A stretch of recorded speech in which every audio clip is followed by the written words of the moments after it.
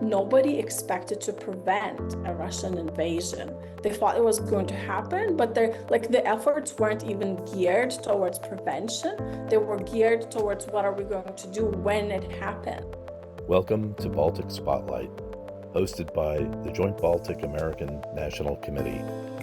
On July 17th, we hosted Egle Murauskaitė, a researcher and simulations designer for the ICONS project, and author of The War in Ukraine, Understanding Western Tools Short of War. During the program, she discussed the successes and failures in Western aid to Ukraine and prospects following the just concluded NATO summit. We hope you enjoy the show. We all want to thank Egle Murauskaitė for joining us from Lithuania. And just a little bit of background on her. She's a researcher and simulations designer for the ICONS project. And she's also responsible for high-level political military crisis simulations in Europe alongside her academic research and government consulting projects. And she has also researched on a new book concerning US, Russian, and Chinese perspectives on gray zone warfare. Currently, she also lectures at Vilnius University and the Kaunas University of Technology. Today, we're really privileged to be discussing some of the successes and failures of US assistance in Ukraine. That deals with both arms transfers as well as intelligence sharing. So with that, Egle, thanks for joining us today. Real pleasure. Well, thank you for the bank invitation and the opportunity to speak. All right, excellent. And I guess maybe we'll start our discussion chronologically. In the lead up to the war in Ukraine, the US took an unusual strategy in publicly sharing intelligence. And you recently had written a report in the past year concerning this issue. Could you give our audience some insights as to how were these intelligence warnings received in Europe? And what was the impact of intelligence sharing at the early onset of the Ukraine war? Excellent questions, Lee. So maybe starting from the second one, the role of intelligence sharing really can hardly be overstated. First of all, it's been truly unprecedented, just the speed and the extent of American cooperation in this respect. It was akin to basically the level that only 5 ICE countries used to be privy to. And some analysts have compared it to US, Israeli, or US British intelligence relations.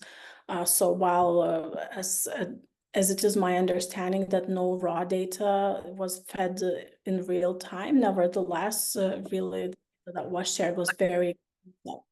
And it has served, particularly in the early months of the war in 2022, as a booster, while the physical equipment assistance was quite late to arrive. We started seeing that perhaps in early April, May of 2022, with the war having started in February. The available intelligence enabled the Ukrainian forces to use their ammunition with much greater precision and also to hit some pretty difficult yet highly symbolically valuable targets. One of them is often mentioned, the successful sinking of Moskva, and perhaps also a contribution to the retaking of the Snake Island.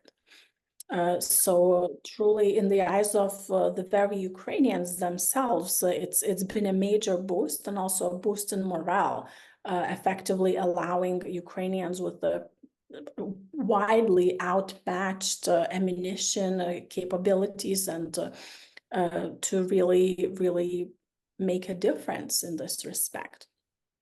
I'll just note that on the Ukrainian side, it has been remarked that during the first year of war, which my new book focuses on, the intelligence sharing had been pretty limited, somewhat out of natural concerns of just keeping the circle small out of fear of leaks.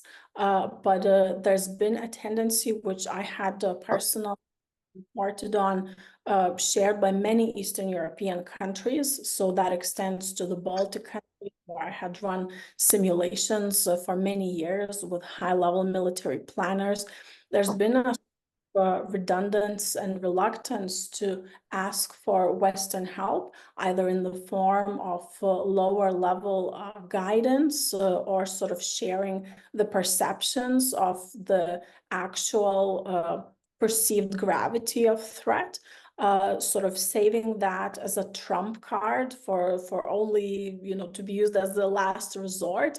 And in situations that I've been running with Latvians and Lithuanians, also with the Moldovan situation since 2015, the Western parties have often expressed a frustration that, you know, had we known about certain developments or how you would perceive them or how you were planning to react, perhaps we could have prevented crisis escalation slightly earlier. So when it comes to Ukraine, the sort of mentality regarding intelligence sharing as well, like, and I'm not talking just like battlefield intelligence, but also talking about rate of equipment breakage, actual injuries and losses, efficiency of firing rates, of how long it takes to train soldiers to use certain types of equipment. So that type of information was kept very close. And that was perceived as unhelpful by many Western parties, particularly because fears of nuclear escalation with Russia had been very high since 2022. Now, regarding your second question about how that was perceived in Europe, that's a bit of a tougher nut to crack, because if you look at any research on assistance to Ukraine, truly the focus has been for a multitude of reports to be tracking equipment deliveries and commitments, financial commitments.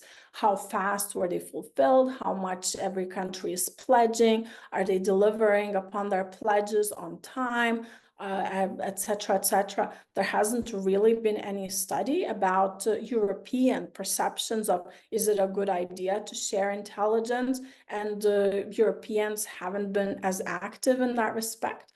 Perhaps that's also attributable to just the simple satellite capabilities, the difference of availability, and also the working relationship of US Special Forces that has been developed since 2014, when rotational units had been stationed in Ukraine. So really there was familiarity, was very clear whom to contact and whom to pass this information to. There was a good understanding of Ukrainian own capabilities and European partners where they had been supportive of this effort. No single nation had a comparable sort of close and very recent personal working experience directly in Ukraine when the war broke out in 2022.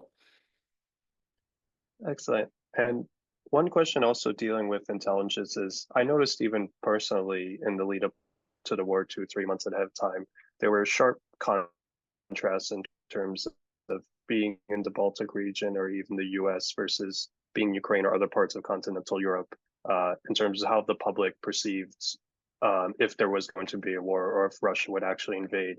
Can you share with us some of your insights of why nations such as the UK and the Baltic states were readily trusting of US warnings, whereas other parts of Europe seem to sit on their hands a little bit more ahead of the Ukraine war?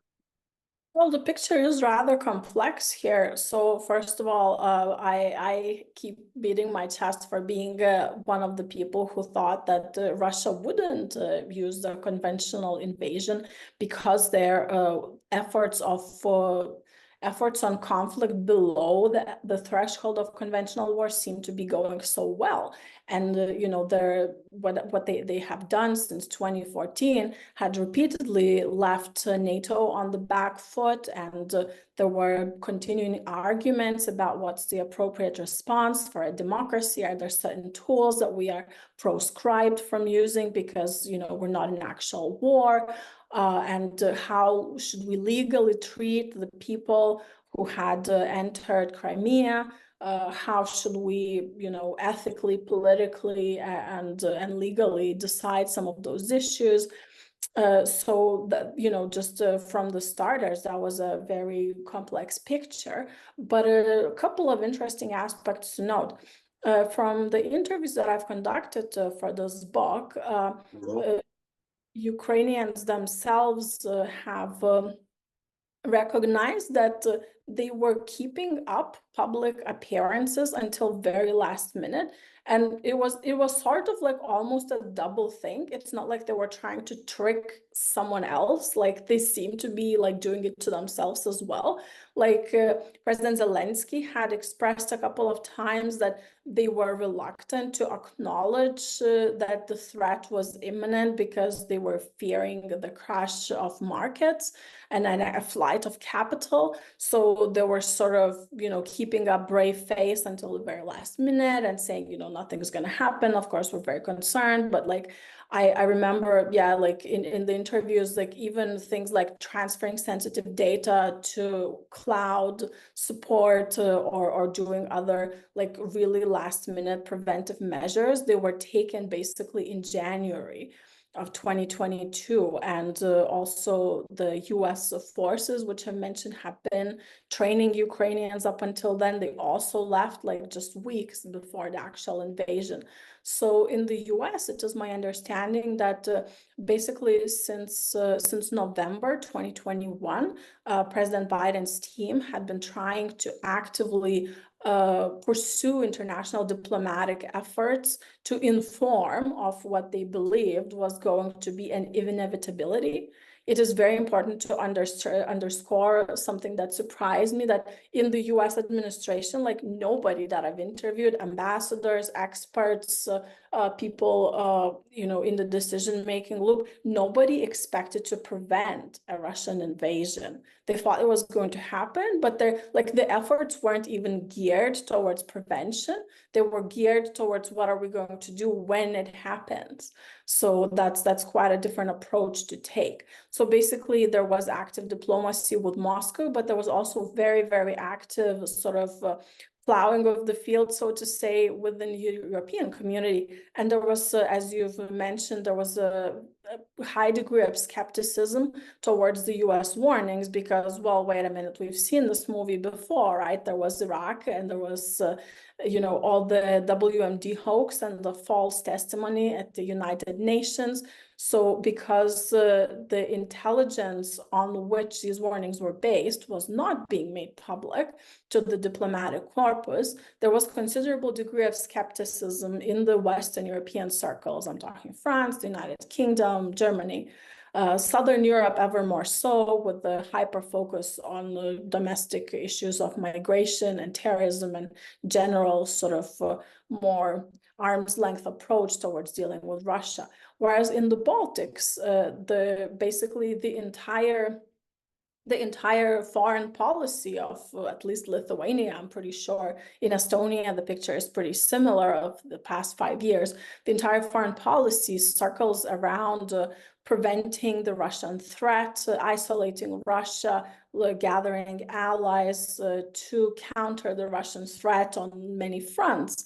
So any sort of alarm bells that the US was ringing was very welcome in this narrative, and the Baltic states jumped right on that train. Excellent. And I guess maybe we'll move our discussion now to arms transfers. And in your recent report, you cited a couple of challenges in the transfers of arms, such as the diversity of NATO systems, as well as the maintenance of these systems as well. Can you speak to these two issues, and how can we possibly address these challenges in the future? Well, with great difficulty, we can address them if ever, is the short version of it. But basically, yeah, as I think by the summer of 2022, military planners and experts, both in Ukraine and NATO, had been talking about that this is going to be a problem, because in general, wartime logistics is really complicated. Getting things into Ukraine across the border, as well as getting damaged equipment out of Ukraine for the repairs, has been a major problem. So essentially what has happened is that, of course, all the NATO countries were donating whatever they could spare. And in the very beginning, say the ammunition was the older type ammunition, which was pretty similar across the board, but essentially the similarities end there. it points to a much bigger problem within the European market competition and the limited, very, very limited and scattered nature of European defense establishment. So basically, NATO had been, I couldn't say struggling, but perhaps trying to even put the question on the agenda of however should we approach the nature that well, our defense establishments are quite different, and we do not have a single manufacturer of rockets, of trucks, of tanks, of other types of armored vehicles, of laser targeting equipment and things like that. And of course, not only the manufacturers are different, but they are not interchangeable or compatible. So while through joint NATO exercises, the soldiers operating that equipment have been trained to work together and coordinate their actions, the equipment itself is different from country to country. So once that different equipment started arriving in Ukraine under battlefield conditions, when there was extremely limited coordination, it became a problem because, well, every unit was getting a hodgepodge of different munitions, different armored vehicles. Again, like when things would break and the spare parts, for example, would come into logistical centers in Lviv, it was quite difficult to figure out just wherever should those spare parts be sent. So that's, I guess, you know, the cloud of the fog of war is an inevitability. But in this particular case, it's truly underscored the dangers of NATO not having single standard equipment. So in the wake of the war in Ukraine, in general, there's been you know, the discussions about reviving the European defense establishment and production capabilities have been naturally energized.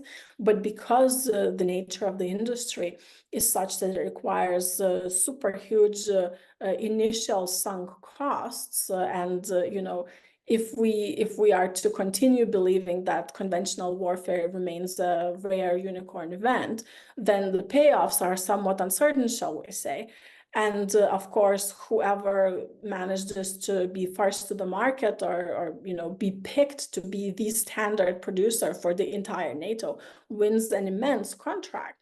So the natural competition means that there is considerable reluctance among the different countries in Europe to give those contracts to anyone, and so there is a deadlock on this. Even, you know, in the current NATO summit, there's been a recognition that Europe needs to do more for its own defense, and we need to strengthen the defense establishment and production capabilities. But this question, this is something more to be handled perhaps on the EU's platter, where we talk about trade and competition and economic, you know, shared market nuances, and somehow those dots are still not being connected. And I guess one follow-up regarding another point in your report concerning the gradual vertical U.S. escalation in terms of higher, more technical, sophisticated weaponry being delivered to Ukrainians.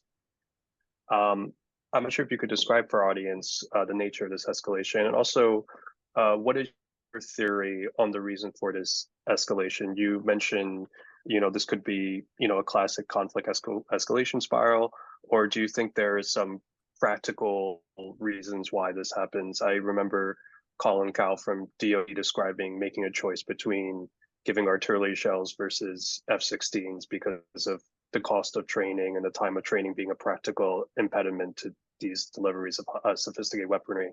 I suppose, what is your take on this? Well, here we venture really into the realm of shadows and speculation and opinions, so I have to be very careful there, because truly the causes could be multiple. both the US and NATO had been very reluctant and concerned about potential escalation with Russia. So I think the start was pretty sort of careful, trying to suss out how would Russia react, and failing to see any of the nuclear or conventional escalation threats materialize. The partners in the West have become ever braver with providing Ukraine with what Ukraine is requesting. On the other hand, it seems somewhat natural that in conflict, and always goes before the supply, even in the wars that the United States or other parties had fought. It takes time for political approval and just very simple logistical delivery chain to work through. When you think you need things on the ballot right now, by the time you get it approved and sent to you, maybe the enemy has adjusted, maybe you already need something else. And of course, simple things like seasonality also play a role. So those factors ought not be forgotten as well. But certainly also, aside from escalation concerns, just yes, the very practical issues of training Ukrainians to use certain equipment, they have posed certain challenges.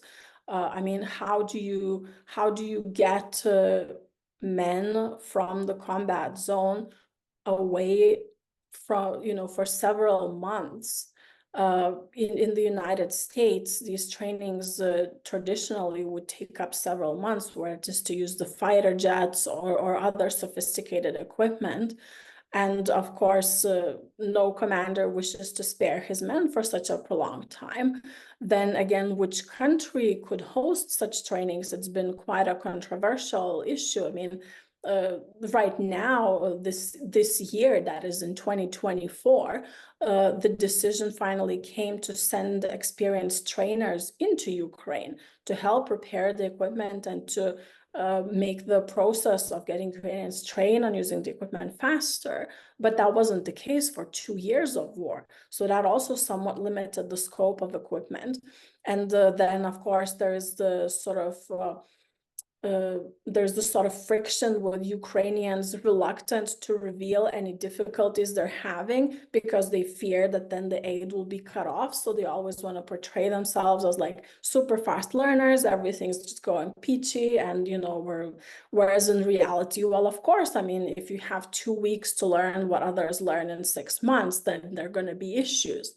And certain experts have attributed higher equipment breakage rates also to very limited training, in addition to battle intensity. So there's truly the whole host of complex factors, from political concerns about escalation to very practical items that would be difficult to judge which one was the deciding one. I guess we'll move on to the political, and I will also just note to our audience, we are open to audience questions, and you can post your questions in our comment section or raise your hand in the chat.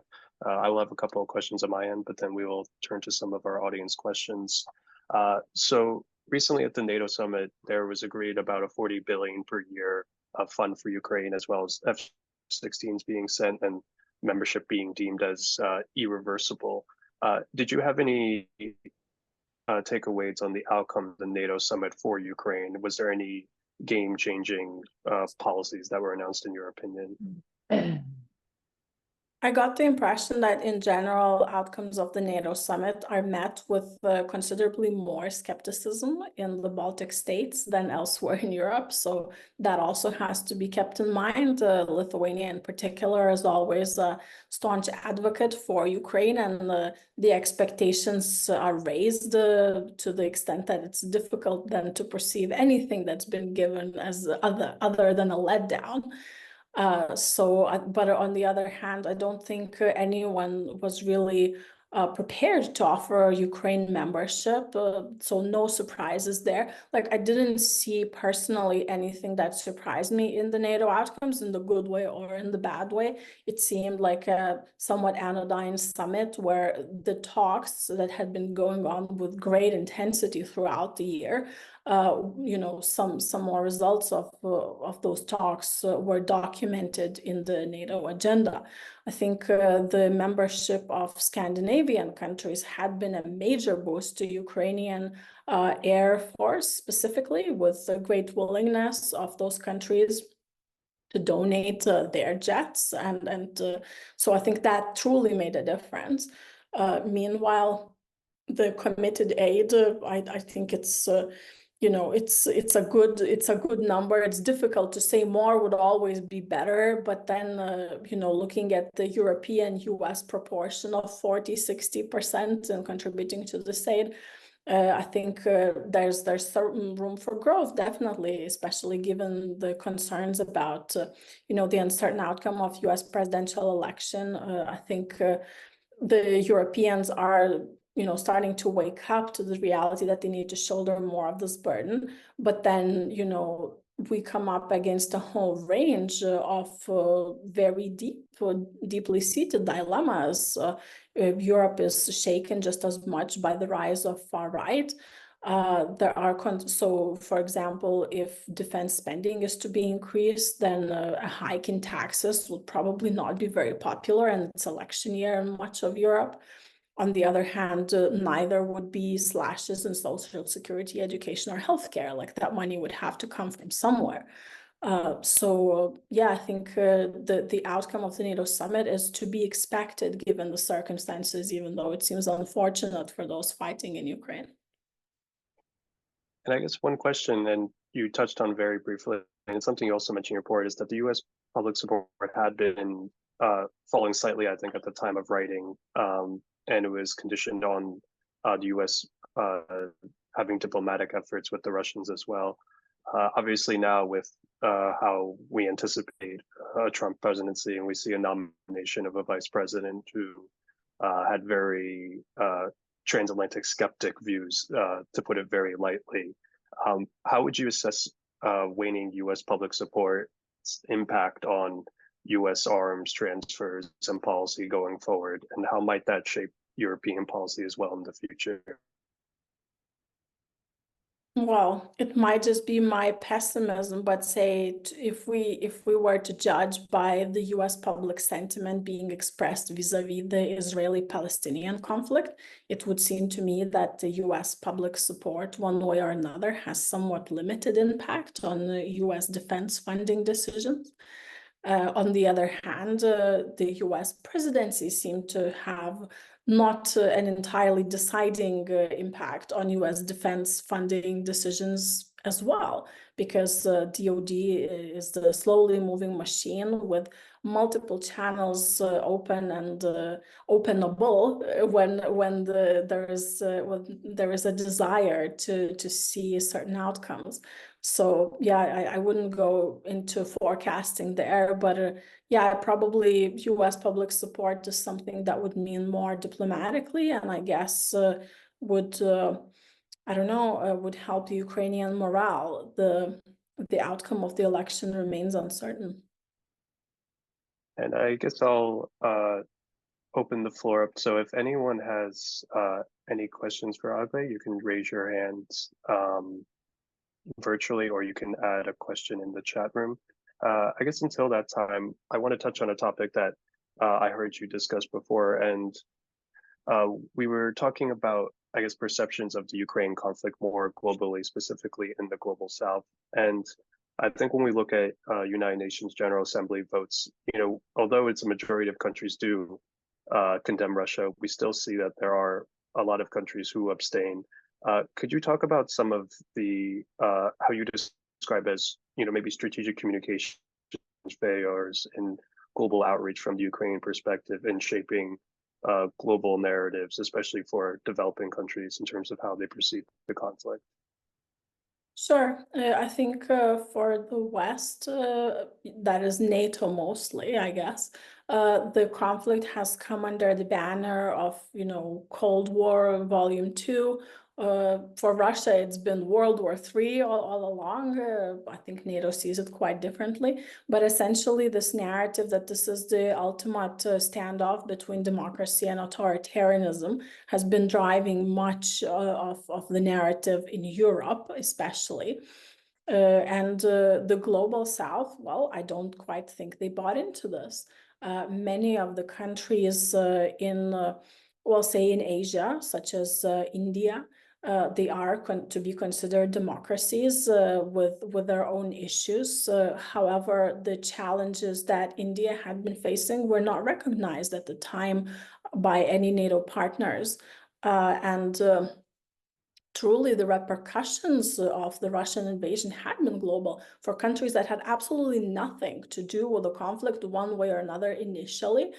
Just the shock in terms of currency reserves, in terms of oil prices, in terms of global wheat prices due to the blockade.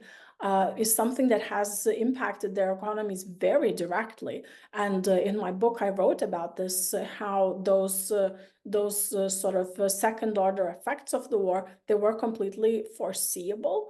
And even as they started to unfold, there was very limited appetite not only to acknowledge them, but also to lend a hand. Lithuania itself, like I'm personally ashamed that my government has been part of the blockade that contributed to the famine in Africa because of the belief that, you know, we must fight Russia in every way, shape, or form, without regard then to the suffering it causes and second order effects. So first of all, yes, the very direct impact of the war in Africa and Latin America, in Asia, has not been acknowledged, and that has caused some dissatisfaction. But moreover, the democracy-autocracy divide, I don't think it's been properly well addressed again vis-a-vis the global South, because there, if you're thinking about the global polity scale that ranks countries numerically from, you know, autocracy to democracy and then the transition, then the global South would have been, you know, much in the middle. And, you know, they have seen great democracies as colonial powers doing awful things. They had seen China, the great autocracy, investing heavily in their infrastructure and offering loans and making political and cultural influence in their countries. So the picture is really muddled. And with US increasing isolationism, there's been no one really to fill the vacuum, and Ukraine itself only seemingly woke up to the need at all to engage the global South early this year in 2024. So yeah, basically in the surveys I've seen between 2022 and 23, so during the first year of war, actually most countries in the global South had shifted their opinions in favor of Russia, and I think it's a great loss and an oversight. So our audience has a couple of questions. I'll first turn to one of our future colleagues, Carl Heike Yokes from Long Island, and then we'll address a comment from Vivian Salm in the chat. So Long Island, Carl, you have the floor. Thank you. So I have two questions. Firstly, in the last few years, the Baltic states have been focusing on developing their industrial industry for defense, including ammunition, drones, and in Latvia, vehicles such as utility vehicles and even the Finnish Latvian armored personnel carriers. How do you expect that the developing Baltic defense industry could have a strategic impact benefiting Ukraine and the Baltic states? Excellent question. My, again, skeptical answer in short would be the impact will likely be limited. And I would like to actually join this to the comment that I see in Vivian's question talking about gray zone wars. So let me explain why. It seems to me that both in the NATO summit and in general Baltic discourse as well as NATO discourse about defense, there's still a continued emphasis about specifically developing conventional capabilities, where there's been truly a huge divestment and unsurprisingly a gap. However, both in the NATO summit this year and just the general defense discourse, for the past decade, there's been an acknowledgement of the rise in imports and in hybrid threats in all sorts of activities below the threshold of war that do pose an increasing everyday threat. Whereas conventional war outbreak is a sort of rare high impact event, many of these are something that we keep dealing with every day. So I see that these two discourses, they're going in parallel directions. While on the one hand, we're arguing, should we invest in building up the defense industrial base? Should we raise the percentage of GDP that we will, invest in defense? It's all about conventional capabilities. Whereas these hybrid capabilities, they keep getting acknowledged that, it's a threat, we should respond, we should do something, but it almost seems like an afterthought. And interestingly enough, in my opinion, a lot of these hybrid threats could be addressed through funding mechanisms and areas other than defense, like community building, investing in education, all kinds of quality of life enhancement measures, minority integration in particular, but all factors that substantial bodies of academic research show increase people's willingness to defend their way of life and then participate actively in countering both these small incidents which keep occurring, as well as increase their willingness to be prepared should the unfortunate eventuality of war knock on their doorstep. So I think, in my personal opinion, the Baltics have done already what they could by investing in their own defense. Those gaps, in my personal opinion, have been plugged with, acquisitions, with people's training. Now, in order to increase the marginal utility of conventional collective defense, the difference to be made is on the European scale, because the Baltics alone, they will never reach that scale. On the other hand, the gaps that allow hybrid threats to continue to flourish and those vulnerabilities, they are still there in the Baltic countries as well as much in Europe. So in my opinion, the attention would be better diverted right now and the resources in the Baltics towards addressing non-military threats every day. So our next question, sorry, Carl, you can ask your second question. Yes, so my second question is that in recent years, we've had the increase of foreign national populations in the Baltic states. I'm curious how they could possibly contribute to the national security, or helping preserve the countries against hybrid and warfare threats, not just in terms of allowing them into our militaries, but also other ways to contribute and help the Baltic states. I think this is quite a complex question, and it just sounds to me misplaced in the defense setting.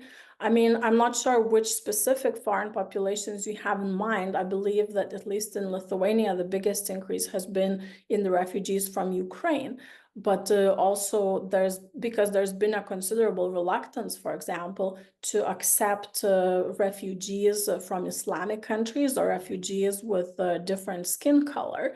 So in my opinion, for example, the way, those forces are impacting national security, well, it's increasing the population's antagonism towards other in general. And that translates people of different, not only different color or religion, but also different accent, different sexual orientation, different physical or mental abilities. So of course that degrades the overall security.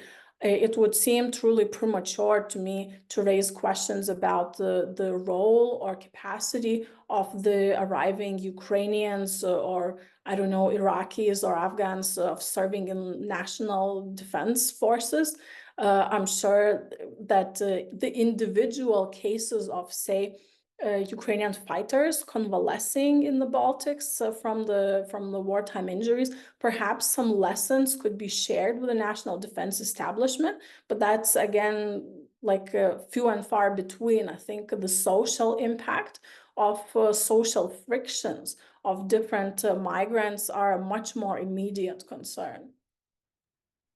So we have a question from one of our colleagues, Mario, in our chat. And she asks, what is your assessment of Russia's ability to continue the war, and how long can it keep up? What are the long-term consequences for Russia? Oh, that's truly a speculation. I wouldn't know. When the war started, my best guess was that it would go on for between 2 and 5 years. So thus far, we are in the year 3 as it is unfolding. We shall see. I mean, again, massive bodies of academic research had been done about, does targeting civilian population deplete a nation's will and capability to fight? Short answer is no. How do economic sanctions impact a rogue regime? Do they make the regime turn around? Well, the short answer seems no.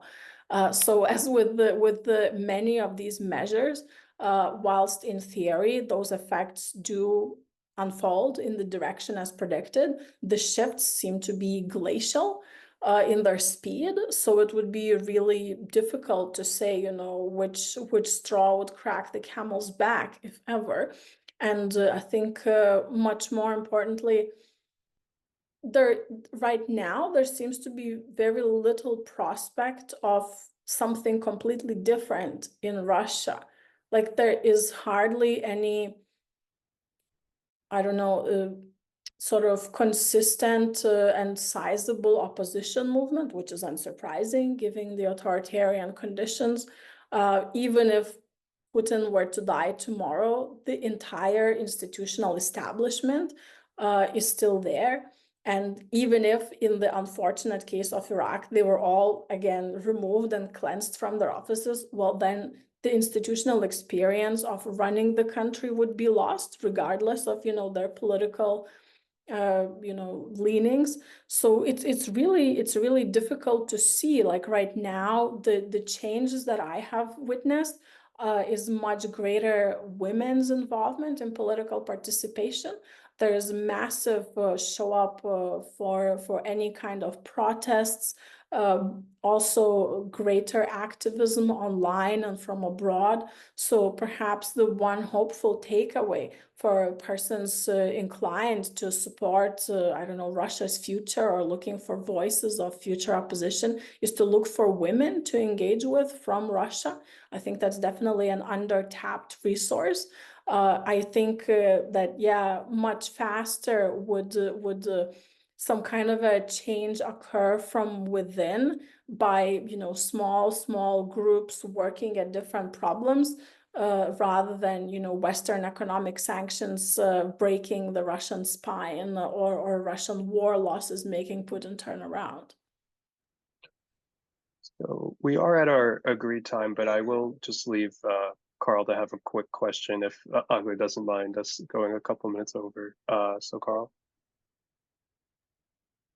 Yeah, thank you so much, Egle. This has been so very thought-provoking, and I had lots of questions just to follow up on some things, but I'll just try to limit it to one. But before I do that, you had referenced your book, so I just want to make sure that you tell us the name of your book, and then we will include it in a follow-up email to all the participants today. So if you're interested in reading more or even ordering the book, then you'll be able to do that. So what is the book that you wrote that you were talking about? So the book actually comes out on July 22nd, so less than a week from now. Wonderful. Yeah, so it's called The War in Ukraine, and basically it explores the first year of war. The 4 chapters that I wrote, some of that material is available online already. And it looks at different impact of arms transfers, intelligence sharing, and troop training, as well as U.S. naval force contributions, somewhat surprising, like often overlooked aspects in there. So I should hope that it would be of interest to this audience. And also last year, we have co-authored a book with a colleague of mine, Jonathan Wilkenfeld, on gray zone warfare. So Ukraine there is sort of mentioned more in passing. We explore general concepts of the conflict short of war as conducted by China, by Russia, and the United States. So thank you, Carl, and yeah, please let me know if anyone has any more questions. I'm available via email. It's been a true pleasure to talk with such an engaged audience. Thank you for listening to Baltic Spotlight, produced by the Joint Baltic American National Committee. Connect with us by emailing jbank@jbank.org and follow us on Instagram @jbankbaltics to stay up to date on opportunities for advocacy and the latest updates on Baltic Spotlight. We hope you enjoyed the program.